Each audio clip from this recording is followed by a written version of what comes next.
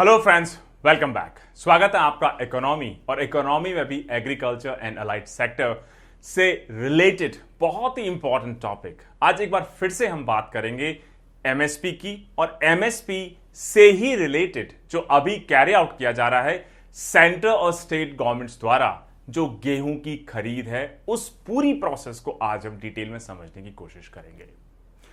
क्या है ये process of wheat purchase, wheat procurement, क्या इसका स्केल है, डिफरेंट स्टेट्स का क्या शेयर है, कितना ओवरऑल व्हीट प्रोडक्शन है, कितना हम परचेज करते हैं गवर्नमेंट मशीनरी के थ्रू और कितना हो सकता है जो हमारे फार्मर्स हैं, एग्रीकल्चरिस्ट हैं या हमारे किसान हैं, वो अपने कंजम्पशन के लिए हो सकता है अपने पास रखना ज्यादा प्रेफर करते हों। दोस्तों, इस पर्टिकुलर टॉपिक खासतौर से एमएसपी, मिनिमम सपोर्ट प्राइस या न्यूनतम समर्थन मूल्य पे मुझे लगता है 3 लेक्चर्स हम पहले डिलीवर कर चुके हैं। उन सभी के लिंक आपको आज के लेक्चर के एंड में स्क्रीन पे मिल जाएंगे, जिससे आप डिटेल में समझ पाएंगे एमएसपी होता क्या है, कौन इसको रेकमेंड करता है, किस फॉर्मूले पे ये डिसाइड होता है। इसके अलावा जो डिमांड रही है कि एमएसपी को सभी क्रॉप्स पे लागू कर दिया जाए, कितना वो फीजिबल है, क्या उसकी कॉस्ट हो सकती है, क्या उसके नुकसान हो सकते हैं, कितना वो सस्टेनेबल देखा गया है। मुझे लगता है तीनों लेक्चर्स प्लस आज का लेक्चर अगर आप देख लेंगे तो मुझे नहीं लगता एग्रीकल्चर या गवर्नमेंट का जो प्रोक्योरमेंट प्रोसेस है, चाहे वो पैडी का हो, चावल का हो, चाहे वो गेहूं का हो या किसी भी और कमोडिटी का हो, उसमें कोई भी चीज ऐसी होगी जो आपकी समझ से बाहर रह जाएगी। दोस्तों, किसी भी लेक्चर, किसी भी वीडियो के रिसोर्सेज के लिए डिस्क्रिप्शन सेक्शन, पहला लिंक इंग्लिश, दूसरा हिंदी, और आप हमारा टेलीग्राम चैनल भी ज्वाइन कर सकते हैं। सबसे पहले टॉपिक न्यूज में क्यों बना रहा, अभी 1 अप्रैल से फॉर एग्जांपल यूपी में गेहूं की खरीद शुरू हुई, और यूपी ही क्यों, कंट्री के और बहुत सारे स्टेट्स में भी ये जो गेहूं की खरीद है, व्हीट प्रोक्योरमेंट है, व्हीट परचेज है, गवर्नमेंट के थ्रू स्टार्ट किया जा चुका है। सेंट्रल गवर्नमेंट व्हीट को परचेज करती है मिनिमम सपोर्ट प्राइस पे या एमएसपी पे, और इसको अनाउंस किया जाता है 2 इंपॉर्टेंट सिस्टम्स के थ्रू। मतलब जो भी प्रोक्योरमेंट है सेंट्रल गवर्नमेंट का, इसको सेंट्रल गवर्नमेंट 2 इंटरेस्टिंग सब स्टाइल से कैरी आउट करती है। जो प्रोक्योरमेंट है उसका पहला तरीका है नॉन डिसेंट्रलाइज्ड प्रोक्योरमेंट सिस्टम या नॉन डीसीपी या डायरेक्ट प्रोक्योरमेंट सिस्टम, जिसमें सेंट्रल गवर्नमेंट खुद एफसीआई के थ्रू डायरेक्टली परचेज करती है फार्मर से। और जो दूसरा सिस्टम है जिसको डिसेंट्रलाइज सिस्टम कहा जाता है, डीसीपी भी कहा जाता है, उसमें सेंट्रल गवर्नमेंट या सेंट्रल गवर्नमेंट की एजेंसीज डायरेक्ट परचेज नहीं करती फार्मर से, लेकिन स्टेट गवर्नमेंट या स्टेट गवर्नमेंट की एजेंसीज परचेज करती हैं फार्मर से, और फिर सेंट्रल गवर्नमेंट या एफसीआई स्टेट गवर्नमेंट या स्टेट गवर्नमेंट की एजेंसीज से परचेज करना शुरू करती हैं। तो पहला सिस्टम डायरेक्ट, दूसरा है इनडायरेक्ट, पहला है सेंट्रलाइज, दूसरा है नॉन सेंट्रलाइज्ड। गवर्नमेंट किस तरीके से पूरी जो प्रोसेस है ये व्हीट प्रोक्योरमेंट की इसको कैरी आउट करती है। जो पहला सिस्टम है जिसमें food corporation of India directly या स्टेट गवर्नमेंट एजेंसीज के थ्रू जो व्हीट है उसको डिफरेंट परचेज सेंटर्स जो अलग अलग स्टेट्स में, अलग अलग डिस्ट्रिक्ट्स में, अलग अलग तहसीलों में, अलग अलग ब्लॉक्स में, अलग अलग गांवों में, अलग अलग रिक्वायरमेंट्स के हिसाब स्टैब्लिश किए जाते हैं, उनसे परचेज करती है। तो जैसे चकिया तहसील में या चंदौली में कई सारे परचेज सेंटर स्टैब्लिश किए जा चुके हैं। जैसे चकिया तहसील में मुझे लगता है आज की डेट में 20 से भी ज्यादा सेंटर्स ऑपरेट कर रहे हैं, और इन सेंटर्स को जो भी प्रोडक्शन होता है, चाहे व्हीट का हो, पैडी का हो, डिपेंड करता है कि कौन सी चीज आप परचेज करना चाहते हैं। वहां पे जो ऐसे पॉकेट्स हैं जहां पे इनका प्रोडक्शन ज्यादा है, वहां स्टैब्लिश किए जाते हैं, ताकि हमारे जो फार्मर्स हैं, हमारे जो किसान हैं, उनको ज्यादा डिस्टेंस कवर ना करना पड़े अपनी प्रोड्यूस को बेचने के लिए। जब भी कोई फार्मर किसान अपना प्रोड्यूस इन परचेज सेंटर्स पे बेचने जाएंगे तो वहां पर उनका जो भी प्रोड्यूस होगा, चाहे वो पैडी हो या व्हीट हो, उसका मॉइस्चर चेक किया जाएगा, उसका लस्टर चेक किया जाएगा, वो ब्रोकन है, श्रिवल्ड एटसेट्रा, जो भी स्पेसिफिकेशंस हैं जो government time to time notify करती हैं, उस पे आपकी जो प्रोड्यूस है उसको टेस्ट किया जाएगा। और अगर आप उस क्राइटेरिया में फॉल होते हैं तो फिर आपका जो परचेज है, व्हीट का हो, पैडी हो, उसको मिनिमम सपोर्ट प्राइस पे गवर्नमेंट, स्टेट गवर्नमेंट हो चाहे सेंट्रल गवर्नमेंट हो, उसको प्रोक्योर करती है। पंजाब और हरियाणा में थोड़ा सा डिफरेंट स्टाइल है। पूरे इंडिया में ये 2 ही ऐसे स्टेट्स हैं जहां पर गवर्नमेंट हो सकता है फार्मर से डायरेक्ट परचेज ना करे, लेकिन जो आरतीआज होते हैं या मिडिल मैन होते हैं, बिचौलिए होते हैं, कमीशन एजेंट्स होते हैं, उनसे गवर्नमेंट परचेज करती है। और इसीलिए जो पंजाब और हरियाणा में सबसे पहले जो आरटीआर हैं, कमीशन एजेंट्स हैं, वो किसानों से परचेज करेंगे और गवर्नमेंट्स पंजाब और हरियाणा में फिर इन कमीशन एजेंट्स या आरटीआर से खुद के लिए परचेज करना शुरू करती हैं। वीट जिसको स्टेट एजेंसीज परचेज करती हैं, उसको फिर कहां भेजा जाएगा? उसको भेजा जाता है फूड कॉर्पोरेशन ऑफ इंडिया या एफसीआई के पास, ताकि वहां इसको स्टोर किया जा सके और ऐसे स्टेट्स और ऐसे डिस्ट्रिक्ट्स जहां इसका मेजर कंजम्पशन है, जहां इसको यूज किया जाएगा, वहां पे इसको ट्रांसपोर्ट किया जा सके। इस पूरी प्रोसेस में FCI, food corporation of India, central nodal agency के तौर पे एक्ट करती है पूरे वीट प्रोक्योरमेंट को कैरी आउट करने के लिए। और जो भी वीट प्रोक्योर किया जाता है, खरीदा जाता है, खुद डायरेक्टली परचेज करें या स्टेट एजेंसीज के थ्रू परचेज करें, उसका पेमेंट एफसीआई खुद नोडल एजेंसी के तौर पे करती है दोस्तों। तो पहला सिस्टम हो गया जिसको कहा जाता है डायरेक्ट या स्टेट गवर्नमेंट एजेंसीज के थ्रू, और एफसीआई के पास में वो पहुंच जाएगा।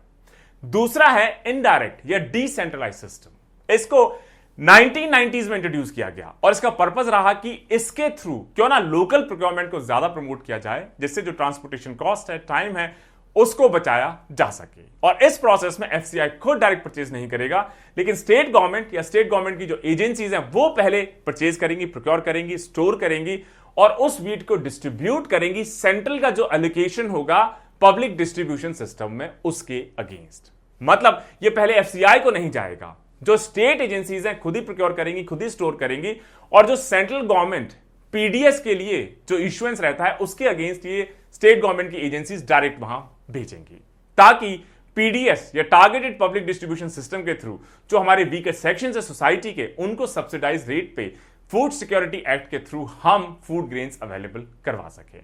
और उसके बाद जो एक्सेस या बचा हुआ स्टॉक रह जाता है इन स्टेट गवर्नमेंट और उनकी एजेंसीज के पास, उसको फिर हैंडओवर किया जाता है एफसीआई, जो सेंट्रल पूल में कंट्रीब्यूट करता है।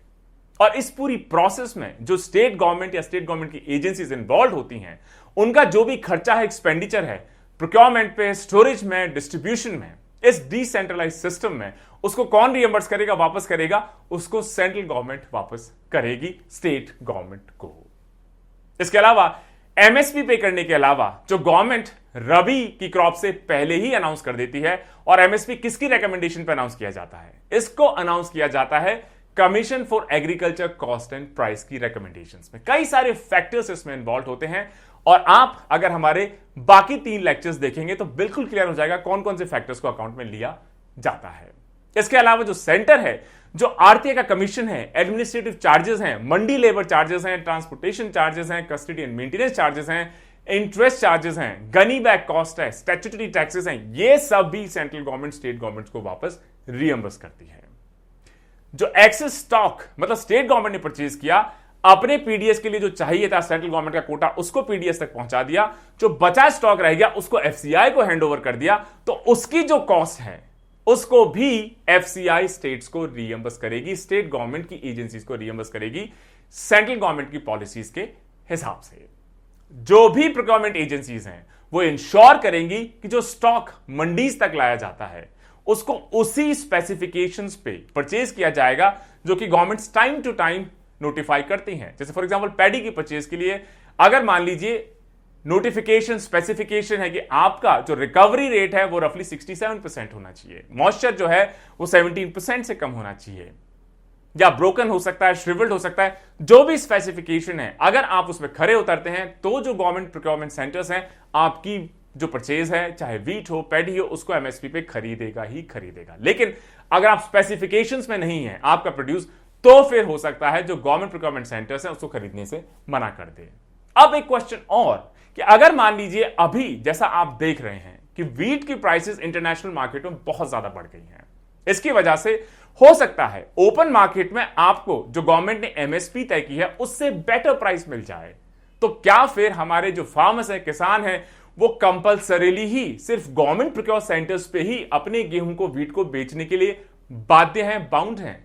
बिल्कुल भी नहीं। यह एक ऑप्शनल फैसिलिटी है। अगर आपको लगता है ओपन मार्केट में या प्राइवेट मंडीज में या किसी और दुकान पे या राइस मिलर्स पे या वीट मिल्स एक्सेट्रा पे आपको ज्यादा अच्छा दाम मिल सकता है, बेटर प्राइस आपको मिल सकती है आपके प्रोड्यूस की, तो आप बिल्कुल फ्री हैं, आप डायरेक्टली उनको बेच सकते हैं। अदरवाइज जो गवर्नमेंट प्रोक्योरमेंट है, सरकारी सेंटर्स हैं, वो तो आपको एमएसपी पे आपका जो भी प्रोड्यूसर उसको परचेज करेंगे ही करेंगे, लेकिन वो प्रोड्यूस आपका जो गवर्नमेंट के स्पेसिफिकेशन है उसके अंडर होना चाहिए। और ये पूरी प्रोसेस होती है, जैसे यूपी में ऑनलाइन आपको अगर गवर्नमेंट एजेंसीज के थ्रू अगर अपनी चीज को बेचना है तो आपको ऑनलाइन अप्लाई करना पड़ेगा। आपका एक टोकन जनरेट होगा जिसपे डेट आपका होगा कि इस दिन आप इस पर्टिकुलर सेंटर पे जाके अपने जो प्रोड्यूसर्स को बेच सकते हैं। तहसील लेवल पे, एसडीएम लेवल पे उसको सबसे पहले वेरीफाई किया जाएगा। किसके थ्रू? पटवारी या लेखपाल के थ्रू, जो इंश्योर करेंगे कि जो आपका परचेज है वास्तव में लेजिटिमेट है। टोकन जनरेट हो जाएगा, टोकन लेके आप प्रोक्योरमेंट सेंटर पे जाएंगे और अगर आपका जो प्रोड्यूस है स्पेसिफिकेशंस में पाया जाता है तो वहां पे उसको परचेज करना पड़ेगा गवर्नमेंट एजेंसीज को। और टोटल जो पर्पस है इस पूरी एक्सरसाइज का वो यही है कि सेंट्रल पूल के लिए प्रोक्योरमेंट्स को किया जाए ताकि जो एमएसपी है उसको हम अपने किसानों को एक रिन्यूमरेटिव कंपैरेटिव प्राइस तो दे ही सके, साथ ही साथ हमारे देश की कंट्री की फूड सिक्योरिटी को इंश्योर कर सकें और इस फूड को हम अवेलेबल करवा सके, खास तौर से हमारे जो वनरेबल सेक्शंस हैं, पुअर सेक्शंस हैं, वीकेस्ट सेक्शंस हैं, एक अफोर्डेबल सब्सिडाइज्ड प्राइस पे। अभी टोटल सिर्फ 15 स्टेट्स, 15 ही ऐसे स्टेट्स हैं जो लिस्टेड हैं गेहूं के सेंट्रल पूल की परचेज के लिए। लेकिन सच्चाई यह है कि इन 15 स्टेट्स में से 7 स्टेट्स में जो परचेज है व्हीट की वो ऑलमोस्ट निग्लेजिबल है। जो मेजर स्टेट्स हैं जहां पे व्हीट उगाया जाता है या सेंट्रल पूल के लिए प्रोक्योरमेंट किया जाता है वो है Punjab, Haryana, MP, UP and Rajasthan. These are the states which are major contributors to the central pool. Bihar ने भी पिछले सीजन में कुछ कंट्रीब्यूट करना शुरू किया है। अगर हम रिकॉर्ड्स देखें तो कुछ नंबर्स की बात कर लिया जाए। एफसीआई के रिकॉर्ड्स के हिसाब से 2011 से 2021 के बीच में जो सेंट्रल पूल का प्रोक्योरमेंट है, जो टोटल व्हीट प्रोडक्शन हमारी कंट्री का, वो रफली 25 to 40% के आसपास है। मतलब जो भी हमारे किसान उगाते हैं गेहूं, व्हीट, उसका 25 to 40% गवर्नमेंट एजेंसीज खरीदती हैं। कुछ हो सकता है किसान अपने पर्सनल कंजम्पशन के लिए रखे, बाकी चीजें हो सकता है वो डायरेक्ट मार्केट में सेल करना ज्यादा प्रेफर करें। अगर आप 2011 और 2021 के बीच का कंपैरिजन करें तो पिछले एक डिकेड में जो व्हीट का प्रोक्योरमेंट है ये ऑलमोस्ट डबल होता हुआ देखा गया है। जैसे 2011 में व्हीट का प्रोक्योरमेंट रहा रफली 22.5 मिलियन टन्स, जो 2021 में बढ़ के रफली 43.3 मिलियन टन्स के आसपास पहुंच गया है। अभी व्हीट का प्रोक्योरमेंट सीजन ऑलरेडी चल रहा है, स्टार्ट हुआ है, धीरे धीरे प्रोक्योरमेंट बढ़ता चला जाएगा। अब क्वेश्चन है कि जो प्रोक्योरमेंट का स्केल है, वो जो टोटल प्रोडक्शन ऑफ व्हीट है इंडिया में, उसके कुछ नंबर्स को देख लिया जाए।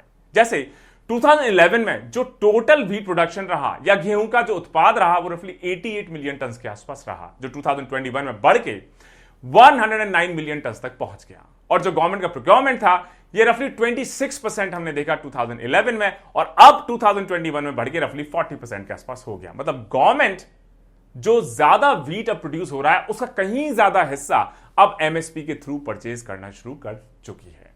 और जो भी ग्रेन, व्हीट, पैडी कुछ भी परचेज किया जाता है उसको एक्सपोर्ट के लिए यूज किया जाता है, पब्लिक डिस्ट्रीब्यूशन सिस्टम के लिए यूज किया जाता है, एक बफर स्टॉक मेंटेन करने के लिए यूज किया जाता है कि अगर इमरजेंसी पीरियड हो जहां पे मान लीजिए ड्रॉट आ गए, फ्लड्स आ गए, प्रोडक्शन कम हो गया या इंटरनेशनल मार्केट में प्राइसेस बढ़ गए तो उस इमरजेंसी पीरियड में इस बफर स्टॉक को हम यूज कर सकें।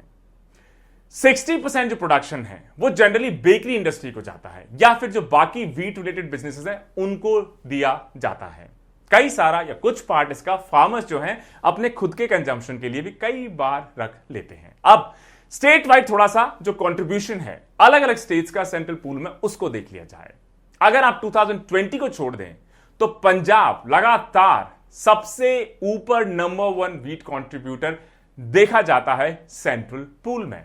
अगर 2011 का डेटा देखें तो पंजाब ने सेंट्रल पूल में अपना कंट्रीब्यूशन किया है 102.09 लाख टन, जो 2021 में बढ़कर 132.22 लाख टन हो चुका है।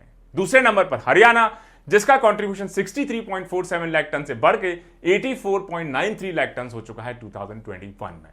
थर्ड नंबर पे एमपी, जिसका कंट्रीब्यूशन 35.38 लाख टन था 2011 में, जो अब बाकी स्टेट्स के मुकाबले सबसे ज्यादा बढ़ता हुआ 129.42 लाख टन हो गया 2020 में और 128.16 लाख टन हो गया 2021 में। यूपी का जो कंट्रीब्यूशन है वो गेहूं में कम है, पैडी में ज्यादा देखा गया है। यूपी का कंट्रीब्यूशन बढ़कर 16.45 लाख टन से अब 56.41 लाख टन के आसपास हो चुका है। राजस्थान का 4.7 लाख टन से बढ़कर 23.40 लाख टन के आसपास हो चुका है दोस्तों।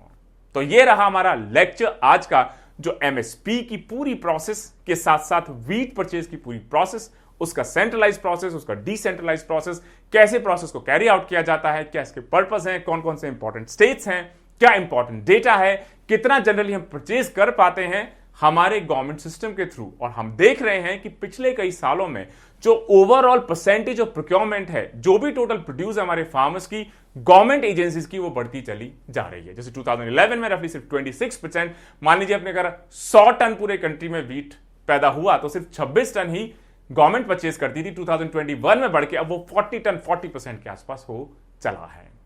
Stay tuned. जय हिंद, जय भारत।